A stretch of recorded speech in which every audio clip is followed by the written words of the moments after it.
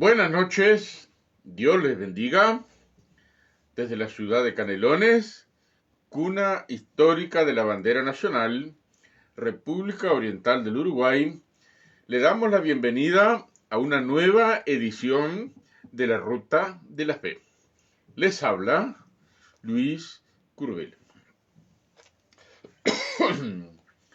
En la noche de hoy vamos a estar tocando el tema que ya hemos promocionado, los milagros.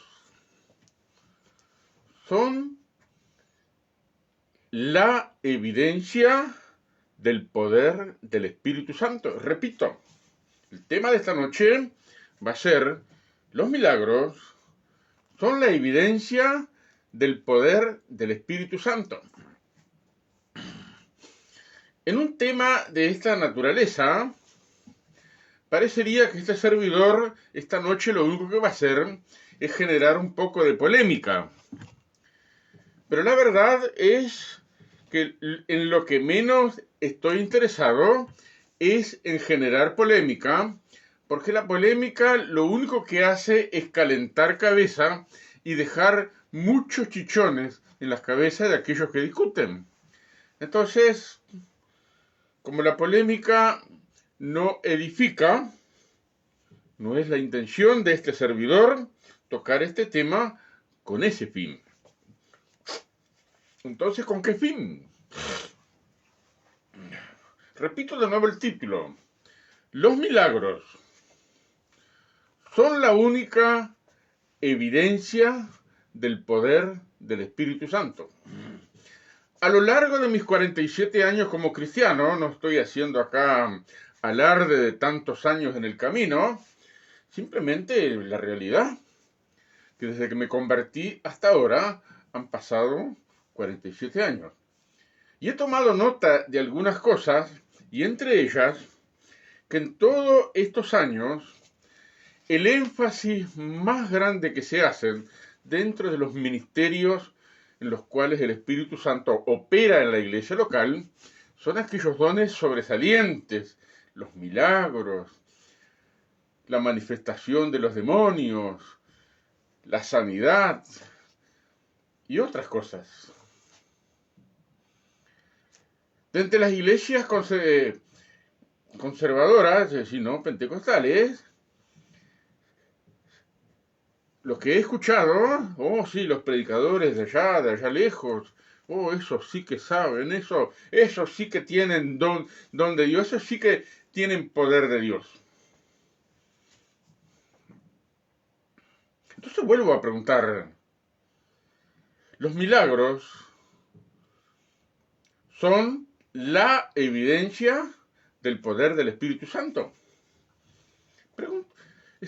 Le invito a que tenga un poquito de paciencia, porque no voy a criticar algunas cosas, simplemente voy a hacer resaltar un hecho que a veces se nos pasa desapercibido, porque hacemos tanto énfasis, ponderamos tanto, tocamos bombos y platillos, nos hacemos lenguas hablando cosas buenas de algunos dones extraordinarios y nos olvidamos de algunas cosas que cotidianamente tenemos a nuestro alrededor.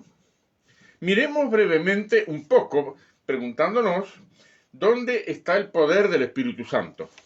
El apóstol Pablo dice en la carta a los Efesios que él ha dado 5 ministerios a la iglesia: apóstoles, profetas, evangelistas, pastores y maestros. 5 ministerios. Cada uno de los 5 ministerios tiene una función diferente. Cada uno de esos 5 ministerios se desarrolla dentro de un ámbito determinado. Por ejemplo, a grandes rasgos, porque no me da el tiempo para tratar con lujo de detalle, el apóstol es uno que planta iglesias, las supervisa y, llegado el momento, delega la responsabilidad de la dirección de la iglesia en una persona o en varias personas. Y luego se va para fundar otra iglesia en otra parte. Es decir, que tiene un ministerio claro y determinado. ¿Dónde está el poder de Dios? Ah, sí, porque él funda iglesia. El profeta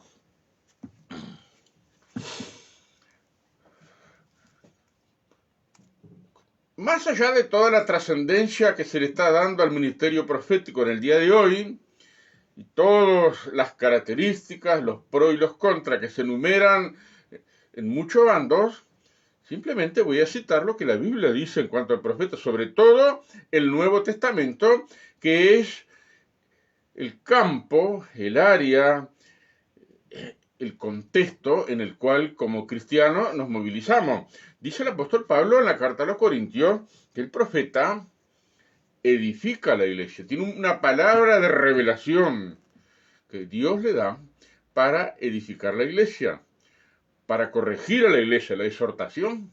En la exhortación no solamente hay animar, sino también que se llama la atención a cosas que hay que corregir, y bueno, la corrección está dentro de la exhortación. Y también el profeta dice la palabra, da una palabra profética de consolación, edificación, corrección y consolación. ¿Dónde está el poder del Espíritu Santo? ¿Qué milagros hace el profeta? Dando una palabra profética que edifica la iglesia, que corrige y que consuela. El evangelista. La persona evangelista, bueno, de todos los ministerios, el que más es el que más claro tenemos. Es la persona especialista en ganar alma. Lo hace a nivel de masas o lo hace a nivel individual. Pero es una persona que tiene el don específico, la característica, el ministerio de ganar nuevas almas. En cierto sentido, el evangelista es alguien itinerante. Lo tenemos en el ejemplo de Felipe el evangelista. Después sigue el pastor. Apóstoles, profetas, evangelista y pastor. El pastor es el referente espiritual de la iglesia local. Es el paño de lágrima. Es el que de alguna manera intenta ayudar a todos. Es la primera persona a la cual se acude en la iglesia local. Entonces es nuestro referente espiritual. Es la persona que se identifica con todos y cada uno de los miembros de la iglesia. Así es como tiene que ser. El pastor no puede tener favoritos dentro de la iglesia local, porque cuando el pastor tiene favoritos, entonces hay personas que se sienten discriminadas, se sienten relegadas, se sienten desplazadas, y bueno, y eso genera un ambiente de tensión en la iglesia local, y muchas veces es motivo por el cual el Espíritu Santo no tiene la libertad para actuar. Entonces el pastor se identifica con todos los miembros de la congregación. No se preocupa, uno se pregunta, ¿dónde está el poder del Espíritu Santo? En el pastor. Y finalmente tenemos el maestro. El maestro, su radio de acción, bueno, es enseñar todo el consejo de Dios. Es tratar un tema, desglosarlo, presentarlo de tal manera que aquellos que son nuestros oyentes lo puedan comprender en términos comprensibles para ellos. Pero no solamente el maestro da una lección, el maestro tiene como principal objetivo prender una chispa en aquellos que son sus estudiantes. Esa chispa de interés por saber, por inquirir, por investigar. No solo me escucho lo que dice el hermano que tiene el don de maestro, sino que algo ha aprendido en mí y que me hace indagar por mí mismo, me hace escudriñar, me hace querer profundizar, querer saber y querer de alguna manera ampliar mis conocimientos. Entonces uno se pregunta, frente a esa característica del maestro, ¿dónde está el poder del Espíritu Santo? Nosotros hemos hablado, hemos ponderado, nos hemos enfocado que el poder del Espíritu Santo está en hacer milagros, en hacer cosas extraordinarias. ¿Y los otros? No, el poder del Espíritu Santo está, vienen los hermanos que son una bendición, tienen un ministerio calificado, comprobado, corroborado por el poder del Espíritu Santo. Vienen a nuestra iglesia local, nos visitan, largan lo que tienen que largar. Y yo pregunto, ¿y los hermanos que están en la iglesia local tienen el poder del Espíritu Santo o no? Estamos mirando los ministerios, tienen diferentes características, diferentes competencias, diferentes áreas de diferentes campos en los cuales desarrollan el ministerio específico que el Espíritu Santo de Dios nos ha dado. Y bueno, el más llamativo, ¿cuál es? El apóstol o el evangelista.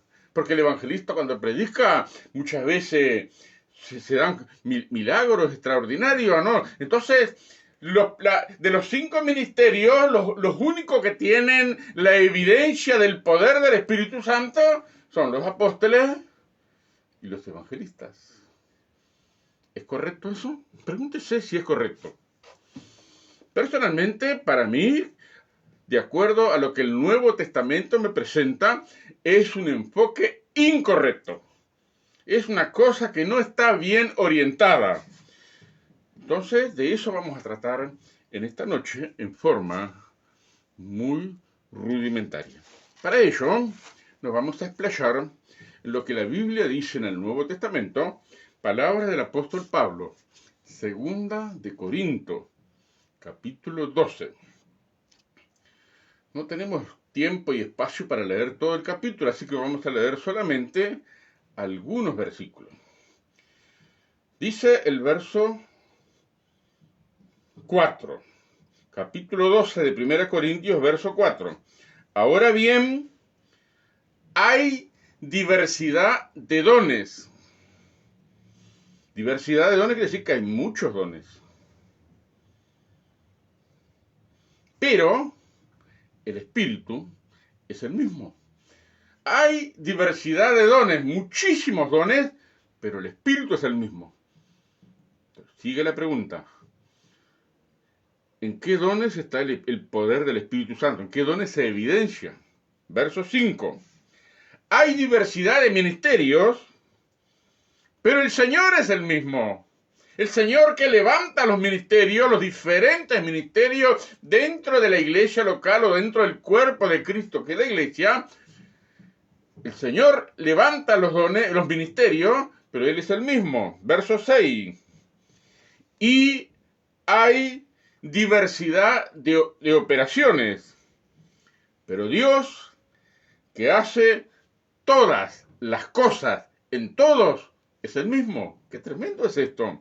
La versión popular dice, hay diferentes maneras de hacer las cosas, pero Dios, que hace todas las cosas, en todos, no en algunos, en todos, es el mismo. Interesante, ¿no?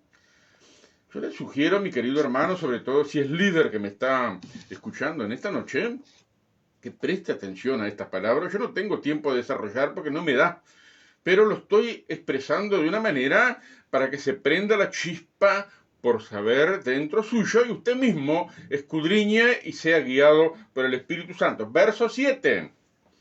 Pero a cada uno, no a alguno, a cada uno le es dada la manifestación del Espíritu para provecho. No es algunas personas de la iglesia local, algunos que fueron al instituto bíblico, esos son los autorizados, los calificados, tienen el título, estudiaron, ellos son los que saben. No, Señor, no dice eso. No descartamos la realidad de que debemos estudiar, debemos absorber conocimiento porque no podemos ignorar algunas cosas, tenemos que asesorarnos, pero eso no nos da la manifestación para provecho. El que la da dice a cada uno les dada manifestación del Espíritu para provecho. Verso 8. Porque a este, y aquí pone algunos ejemplos, porque a este es dada por el Espíritu palabra de sabiduría, a otro palabra de ciencia según el mismo Espíritu. Verso 9. A otro fe por el mismo Espíritu. Y a otro, dones de sanidades por el mismo Espíritu. No dice don de sanidad, como que tiene todos los dones. No, Señor, dice dones, como que hay diferentes clases de dones que el Espíritu Santo reparte como Él quiere. Verso 10. A otro, el hacer milagros. A otro, profecía. A otro, discernimiento de espíritus. A otro, diversos géneros de lenguas. A otro, interpretación de lenguas. Y el verso 11 con el cual culminamos. Pero todas estas cosas las hace uno y el mismo Espíritu Santo, repartiendo a cada uno en particular, como Él quiere. Qué interesante. Todas estas cosas las hace uno y el mismo Espíritu, repartiendo a cada uno en particular, como Él quiere. En Romanos capítulo 12, versículo, voy a leer muy rápido, versículo 3 dice, versículo 5, perdón, así nosotros siendo muchos, está hablando del cuerpo, así nosotros siendo muchos somos un cuerpo en Cristo y todos miembros los unos de los otros. De manera que teniendo diferentes dones, según la gracia que nos es dada. Es decir, que el Espíritu Santo no solamente nos da el don, sino que nos da una gracia para ministrar y desarrollar ese don. Según la gracia que nos es dada, si el de profecía, úsese conforme a la medida de la fe. O de servicio, en servir.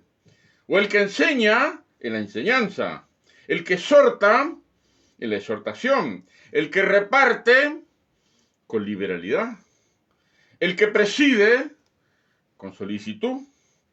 El que hace misericordia, con alegría, etcétera, etcétera, etcétera.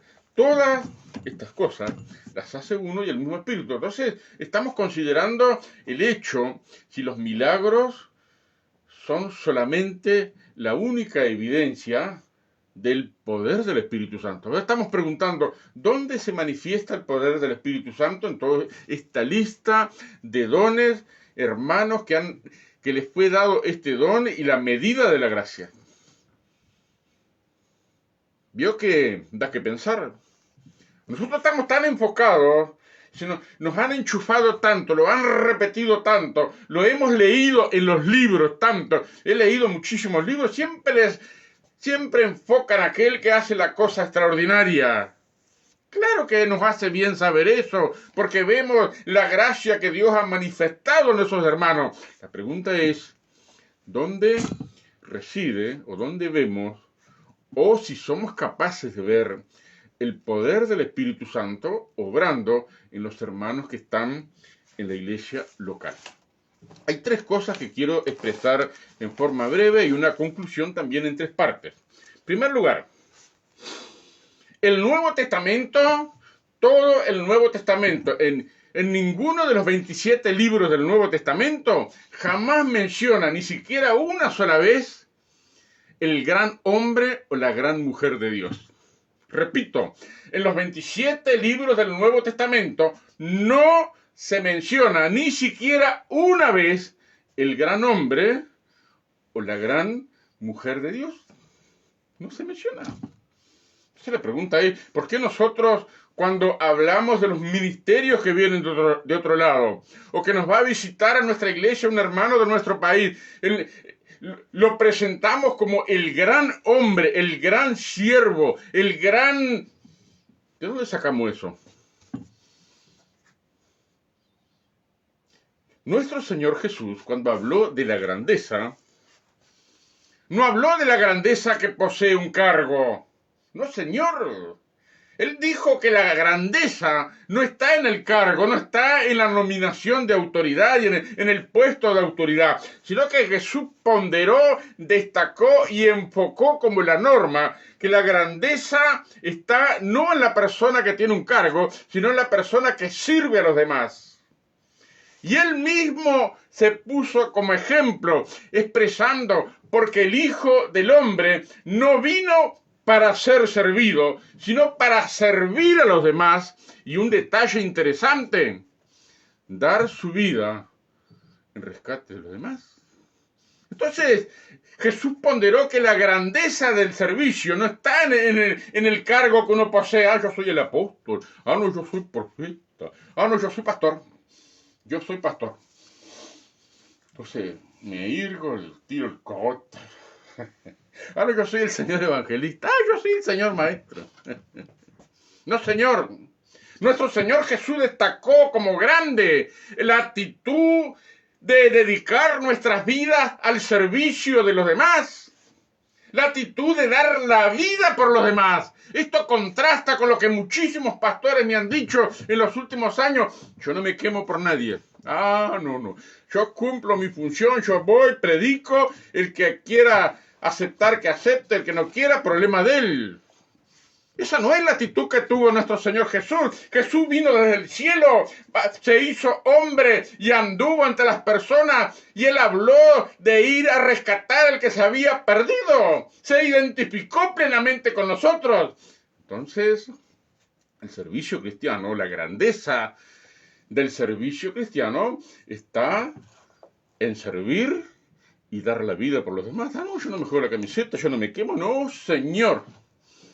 Porque a la hora de la verdad nadie se quema por uno. Miren, eso lo he escuchado muchísimas veces de varias bocas.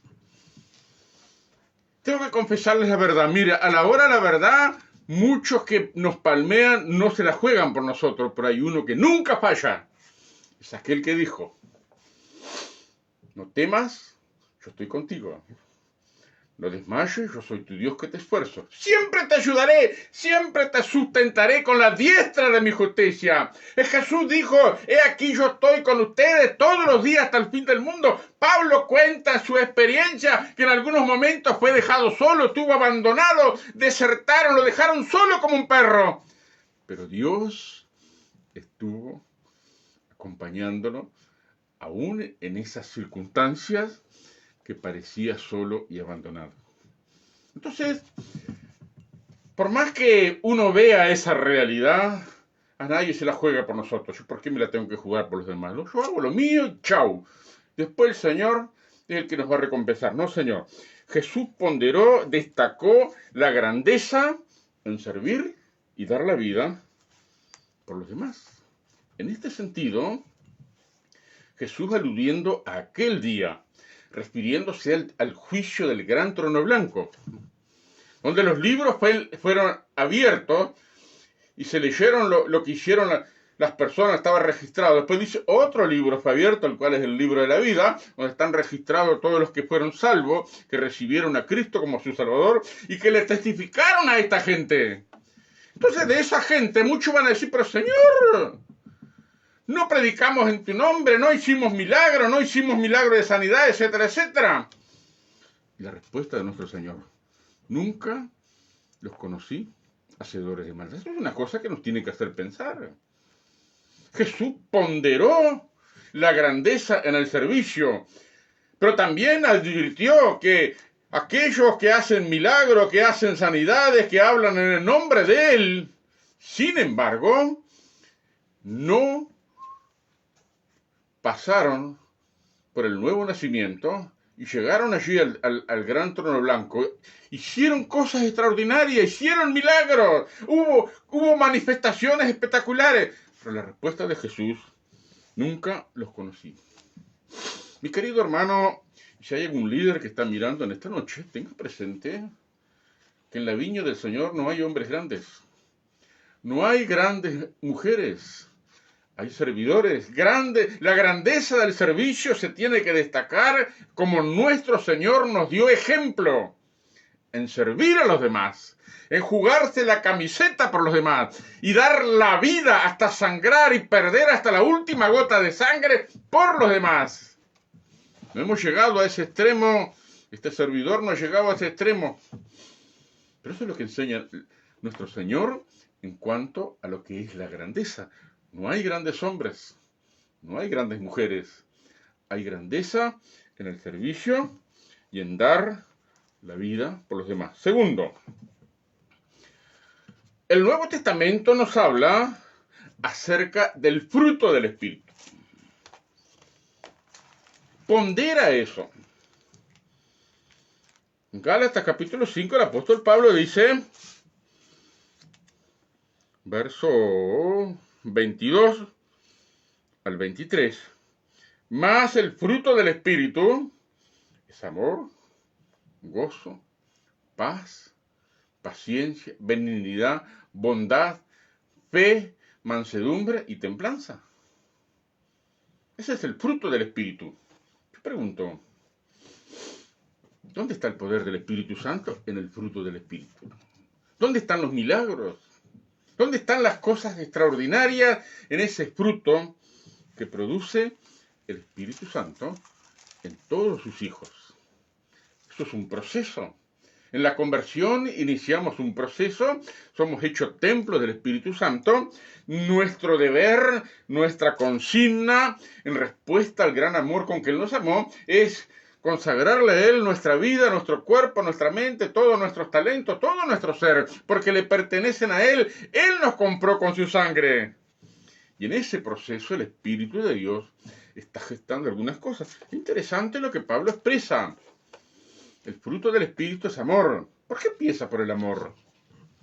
¿Por qué le parece a usted que el primer fruto en ese proceso del Espíritu es el amor? ¿Por qué le parece? Porque dice el apóstol Pablo en la carta a los Romanos, en el capítulo 5, versículo 5, porque el amor de Dios ha sido derramado en nuestros corazones. El amor de Dios fue lo que hizo posible darnos la solución a pesar de nuestros muchos fracasos, de estar enterrados en el pecado y bajo la pata de Satanás. Fue el amor de Dios que envió a su Hijo, ese amor que cargó en Él el pecado de todos nosotros, que por su llaga somos sanados, que por su llaga somos limpiados, que por su sangre preciosa somos libertados del poder de las tinieblas.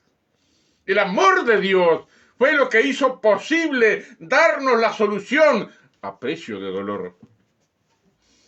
Entonces, ese amor que está en el Espíritu tiene que ser forzosamente el primer fruto que tiene que haber en nuestras vidas. Jesús lo dejó bien claro en el mandamiento nuevo.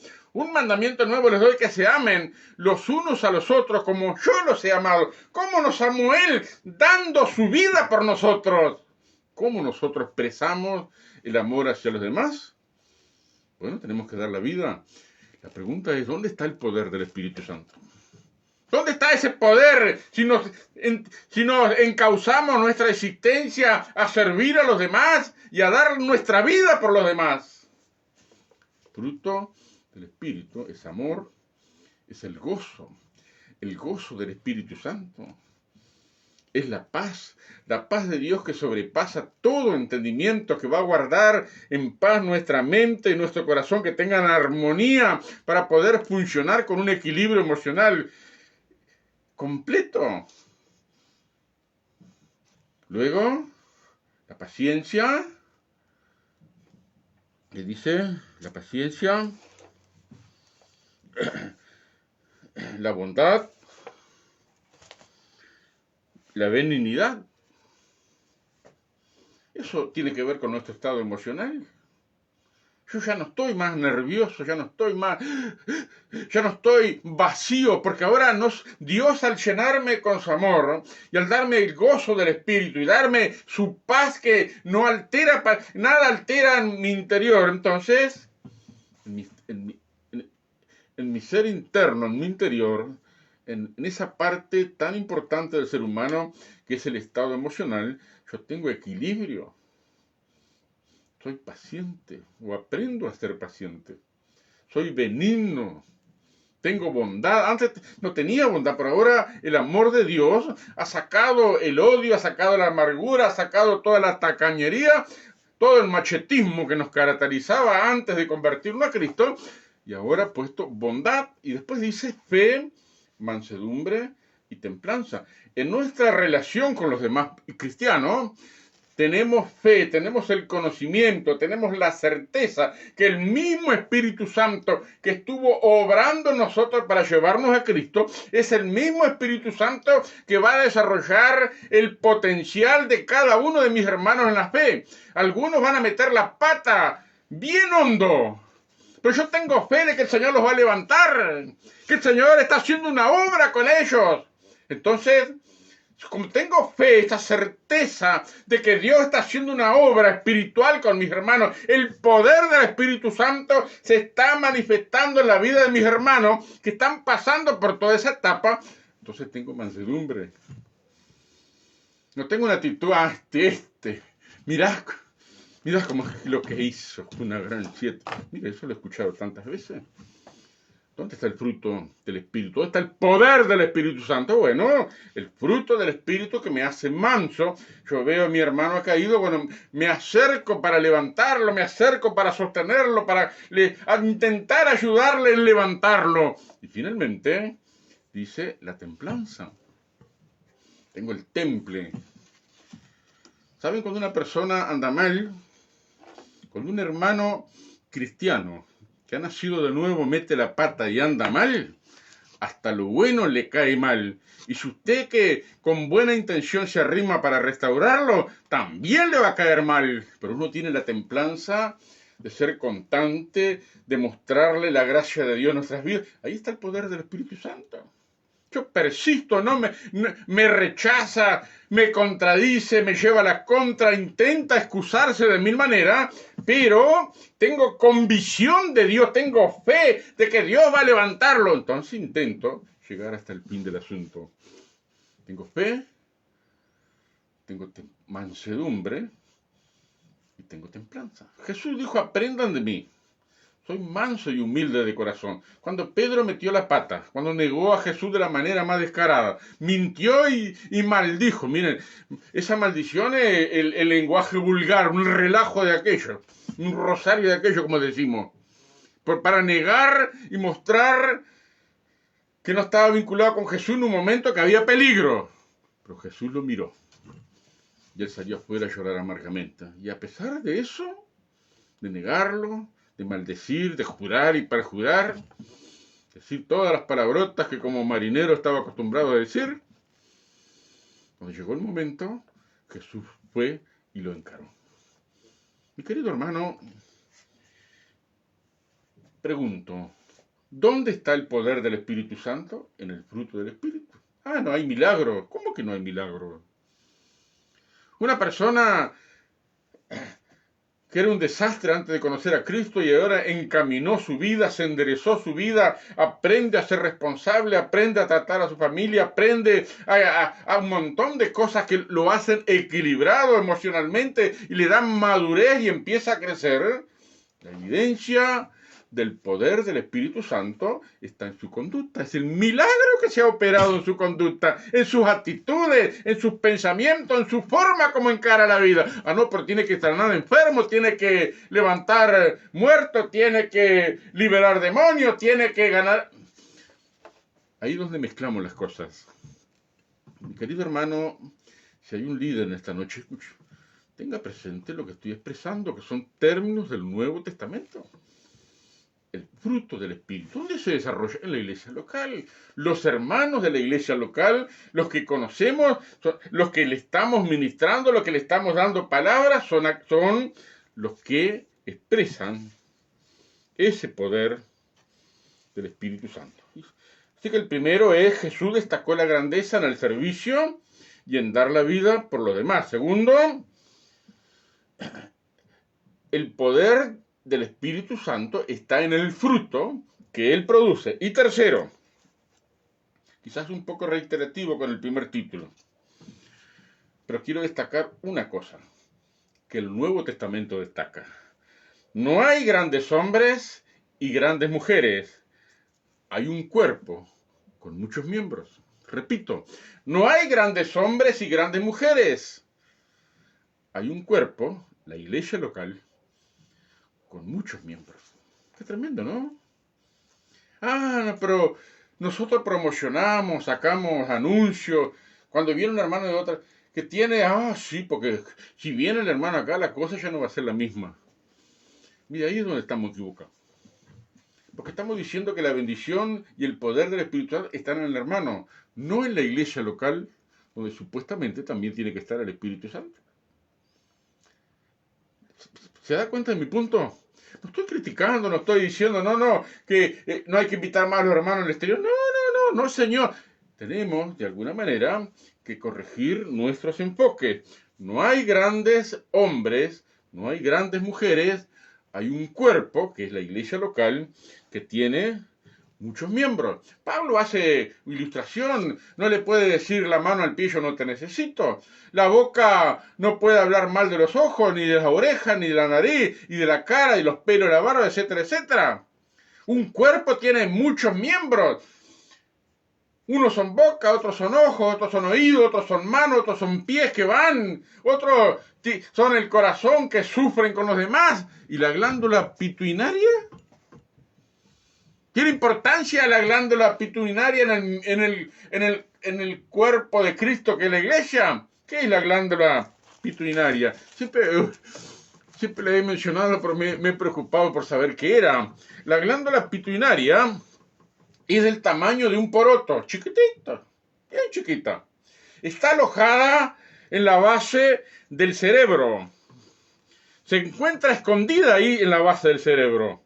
Es la glándula, se le llama la glándula del control maestro porque produce hormonas que afectan el crecimiento y las funciones de otras glándulas del cuerpo. Repito, la glándula pituitaria es del tamaño de un poroto. Se encuentra alojada en la base del cerebro. Está escondida ahí. Es la glándula del control maestro porque produce hormonas que afectan el crecimiento y las funciones de otras glándulas del cuerpo. Yo le pregunto, hermano líder, si es que hay alguno aquí, ¿dónde está la glándula pituitaria de su iglesia local?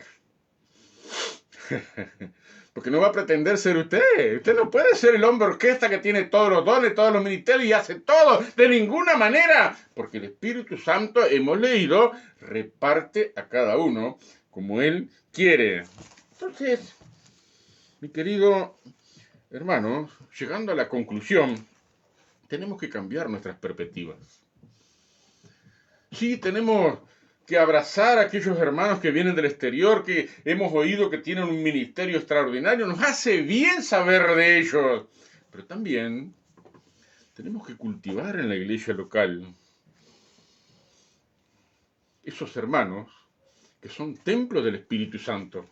Y que el Espíritu Santo está ahí. Nosotros ponderamos tanto los ministerios itinerantes, los que vienen de otras partes, que nos olvidamos que a nuestro lado en la iglesia local tenemos hermanos y hermanas de diferentes calibres espirituales que nos acompañan días, semanas, meses y años y siempre están a nuestro lado a la orden. Y muchas veces no lo reconocemos a ellos como reconocemos los ministerios itinerantes extraordinarios que vienen de afuera. El Espíritu Santo también está en la iglesia local, en la forma de estos hermanos que despliegan el fruto del Espíritu Santo, se han dejado ministrar por el Espíritu y han rendido en el paso del tiempo cada rinconcito de su vida y el Señor ha ido llenando cada vez más sus vidas. Entonces, mi querido hermano, honra al que viene de afuera, pero honra también al que te está acompañando desde hace muchos años.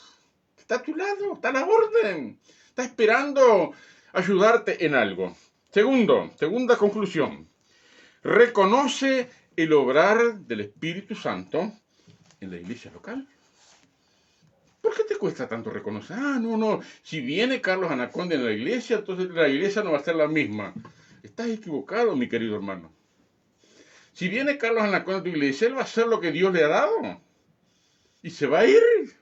Pero ¿quién queda a tu lado? Queda la iglesia local, que es templo del Espíritu Santo.